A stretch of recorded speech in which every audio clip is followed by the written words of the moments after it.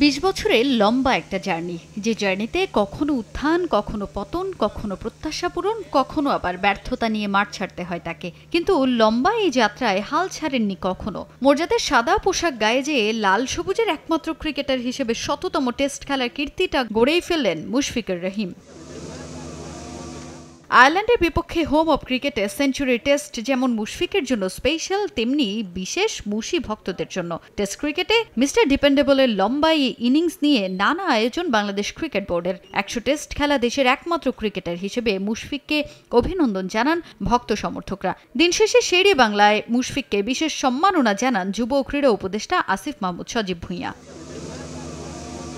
বাংলাদেশের ইতিহাসে শততম টেস্ট খেলা ক্রিকেটার পাওয়া বড় অর্জন বলেন বিসিবি বস। আর টেস্ট ক্রিকেটে মুশফিককে বড় ভরসার প্রতীক হিসেবে আখ্যা দিলেন যুব ক্রীড়া উপদেষ্টা। তার এই শততম টেস্টেই থামা নয়, আরও অনেক দূর এগিয়ে যাওয়ার জন্য শুভকামনা জানিয়েছেন আসিফ মাহমুদ।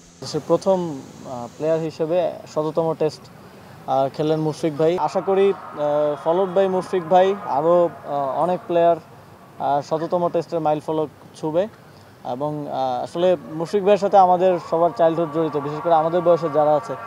যখন দেখতাম যে বাংলাদেশের অবস্থা খারাপ, কিন্তু মুশফিক ভাই মাঠে আসছে, তখন একটু স্বস্তি ফিরতো যে না, এখন একটু হয়তো স্টেবল হবে, এখন একটু রান হবে, মাঠে টিকতে পারবো আমরা। এই জন্যই তো এই নামটা দর্শকদের পক্ষ থেকে বা ফ্যানদের পক্ষ থেকে, যে মিস্টার ডিপেন্ডেবল। 17 রান করার মাধ্যমে বোঝা যাচ্ছে যে ওনার মধ্যে এখনো খেলা বাকি আছে এবং এটা শততম টেস্টেই থামবে না, এটা সামনের দিকে আরো আগাবে। আমরা ছোটবেলায় পত্রিকায় দেখতাম বিভিন্ন টেস্ট খেলুড়ে দেশের খেলোয়াড়রা 100 টেস্ট খেলছে, সেটা আমার ঘরের ছেলে মুশফিক প্রথম শততম টেস্ট খেলছে। টেস্ট ক্রিকেটের জন্য আমাদের জন্য একটা অত্যন্ত একটা মাইল ফলক। এদিকে মিস্টার ডিপেন্ডেবলের মতো ক্রিকেটারকে দেখেই তরুণ প্রজন্ম টেস্টে ভালো করার উদ্যম পাবে বলে মন্তব্য করেন বিসিবি ডিরেক্টর আসিফ আকবর। মুশফিকুর রহিম বাংলাদেশের একটা সম্পদ। 100তম টেস্ট খেল, যেটা বাংলাদেশের যে কোনো ক্রিকেটের মাইলস্টোন।